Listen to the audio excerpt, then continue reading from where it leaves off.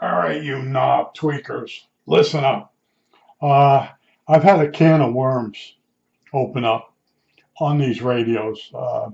I've been having radio withdrawal, so I started putting each radio on the bench. I have three. This is an NC57. I have three of these. This one's in the best shape. There's almost no rust on it at all. And it all started with that Hellcrafters SX42. Uh, the day I got it working, I fixed the gear. I put on Zoomer radio, which is 7400 740 kilohertz out of Canada, and I hooked the speaker a certain way that I got the bass boost and all that. It was incredible, except for this clicking noise. Then I moved it over and I got WABC, and Cousin Brucey had some doo-wop on there. It was great bass, sounded like a car radio. I was sort of getting depressed because it was bringing back memories. So I shifted it back over to Zoomer radio and then listened a little bit, but I had this ticking noise, like some type of electric fence in the area. We have those because we got cows and stuff. And I shut the radio off. The next morning, I turned the radio on, and there was a station on 740 kilohertz. And I'm like, that's not Zoomer radio. What is that? So I looked it up, and we're in the fringe area for it. It's Pennsylvania. It's Liberty Radio or something like that. So in the back of my mind, I'm like, never noticed that before, because I use that Sweet 16 is one of my DX stations to see if the radio is hot. And I keep thinking about it. So I put on my DX 390 on 740 kilohertz, and it gets it. Like it's no problem at all. So I started putting each radio on the bench and seeing if it gets 740 kilohertz. This radio does not get it. Remember I had trouble with that would be the Collins 51J. After I fixed that capacitor, I was able to get Zoomer radio at night and ABC, but it can't get this 740 kilohertz during the day. So I put that Trio one, Trio. It's Lafayette HE, oh God, 310? Hold on a second.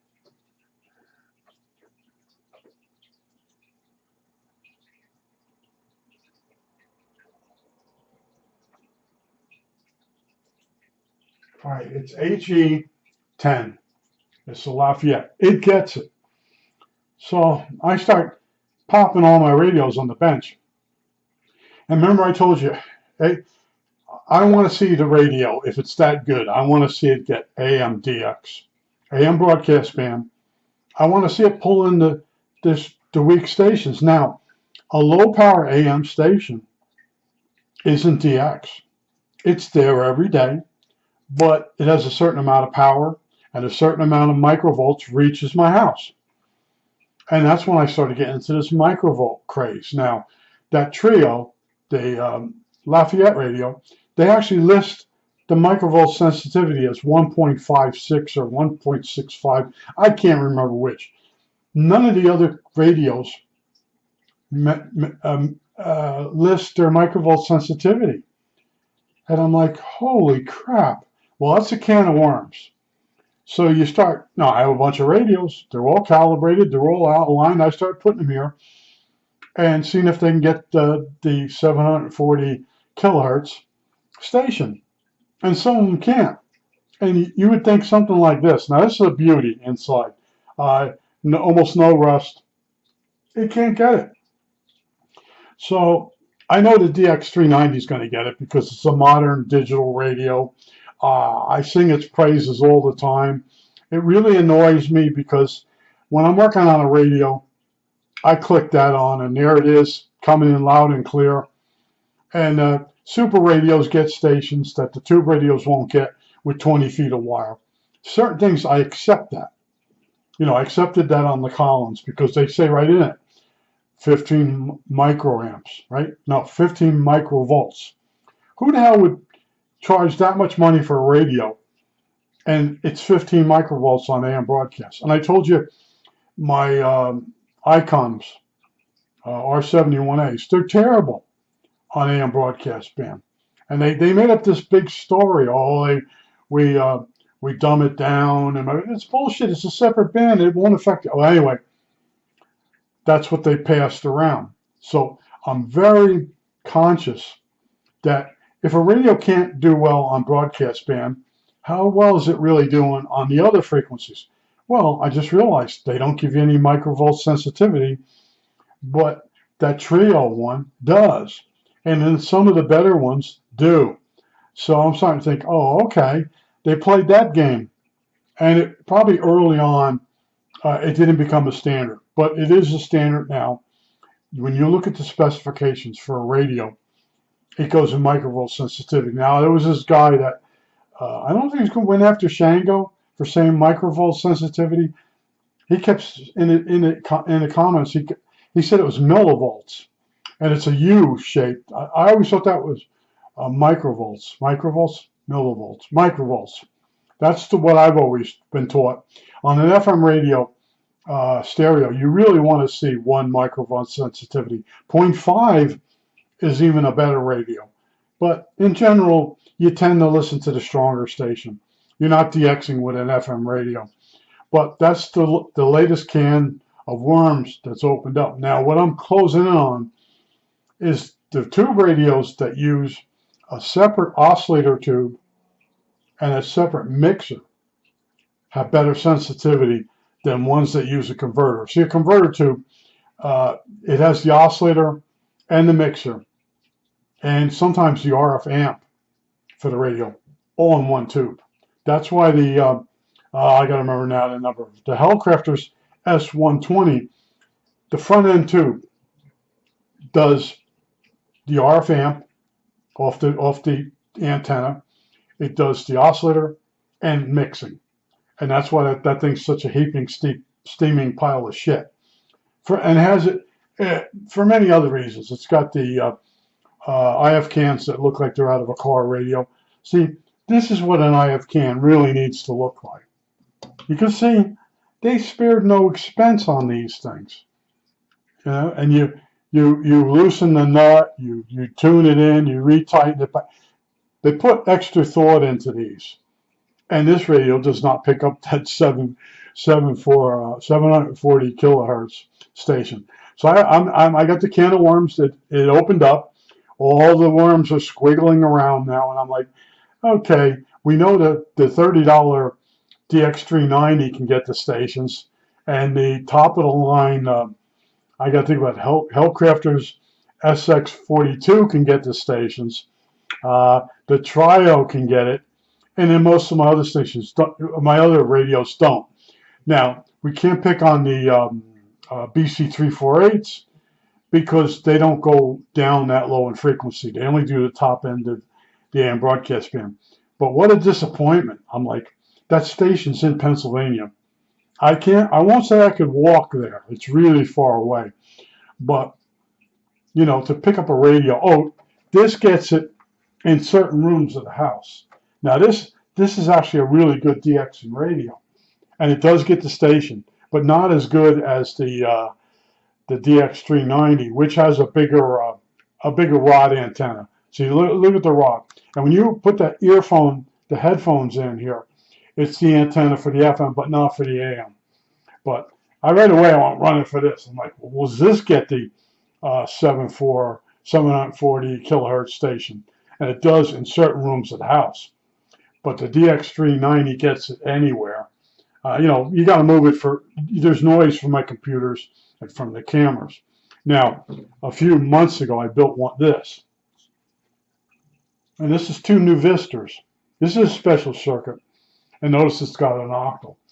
And I was working something else on these radios and never realizing that I have a really good station to use to test sensitivity.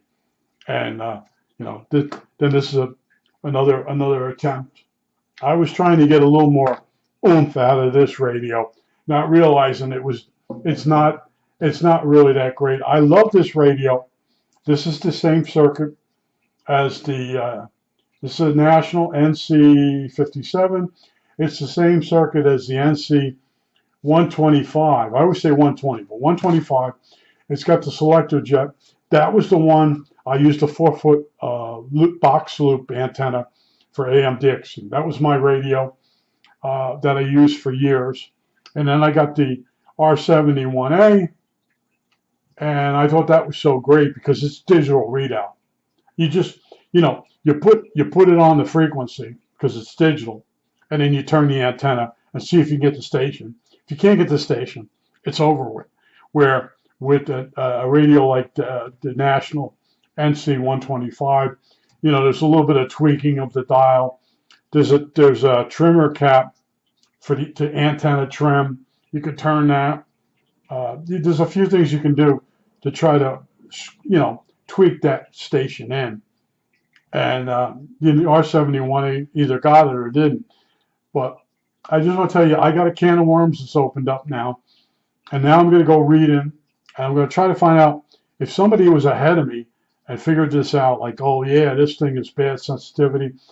Nobody's really rated the radios like, they do say this is the best radio, and they don't say why. They just say, sensitivity wise, but there's no numbers. See, I don't like that. They say kids in school shouldn't have tests and numbers, but that's how you know where you are in life when you have real numbers. And then you say, well, does it live up to the numbers? Yes or no? If it does, then it has to be better than this other radio. It's that simple. But I have a can of worms right now. And of course, some of my favorite radios are dropping by the wayside. That trio, that Lafayette radio, blew the doors off a lot of my radios. That stupid Hellcrafters SX42, which you'd expect, it should give you something extra for all the money that thing costs. It's got the FM band on it and all this, and really good bass boost and all that should get it. And then the stupid DX390 gets it. It gets everything.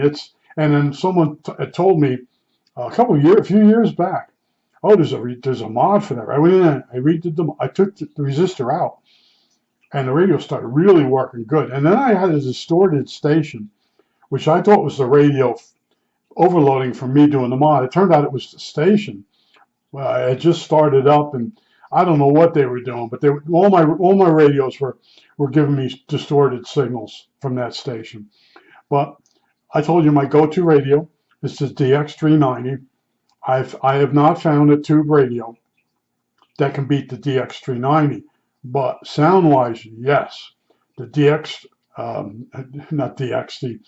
Hellcrafters SX42 has better sound than the DX390 because it's a tube amplifier with push-pull output. The DX390 cost me $30 with shipping, and then there was shipping and handling. You can't expect that to compete with a radio that was specially built and designed by a guy that did the Studebakers. But it is coming back to bite me. And then I'm realizing that I was picking on the Collins for being at 15 microvolts sensitivity, and now it's turning out some of my other radios, like this one, it's up about 15. So it would be nice to have a generator that you hook to the antenna of the radio, and then you do several frequencies, and you get an idea of the microvolt sensitivity of the radio. Now, I know Shango's got one of those. If you watch Shango's 66, go look at his videos on YouTube, especially the last one. He does an RCA round tube. He evaluates it. It's a television. Then he goes to this guy's house. I think the guy's dead. And he walks around the house. And the house is nothing but tube parts and tube radios. Go look at that video. I have a miniature version of that guy's house. In other words, I have parts in bins. And this guy, he bought up like 6 BD6s. He bought a whole box of them. So when Shango's walking around, I'm looking at this stuff going, this guy was nuts. And then Shango had an obsession with why are the floors all plywood. I think the guy was probably going to put linoleum down at some point, or it might have been rugs. They were going to put rugs down, and they never did. That's usually what's under a rugged or linoleum floor. They don't put hardwood. They put plywood, and then you put your linoleum or your rug on top. But he was obsessing with that. And it was wood walls. The walls were wood too, and they weren't knotty pine. But go look at that video. And like I said, I have a can of worms right now, and I'm going to do more reading. I have unlimited access to the internet now, which causes me to watch too many videos. I'm getting less done, but at some point I realized that that Collins radio isn't that bad compared to this thing. All right, this is about 15 microvolt sensitivity. I should buy one of those generators, but at this stage of the game, I don't want to spend, like, I know Shango's is worth $1,000 or more. He's got some real good equipment, and I'm not putting that kind of money out. But I just wanted to tell you that the DX390 that I showed you, that's looking really good. And then someone mentioned about the Trio looking like Hellcrafters S38. Well, an S38 is basically an S120. It's a terrible radio. The fact that the Trio copied the look, yeah, maybe that the hype was so high on the Hellcrafters that they came in and said, let's make ours look like theirs, but have it blow their doors off. That Trio, it's a really good radio, except the output is one tube. It's a cheesy output on the radio, and then the pulleys inside the radio on the dial cord, they're plastic. I didn't like that when I saw that, but I have certain favorite radios, and this is one of my favorite. And at some point, I was trying to get a station.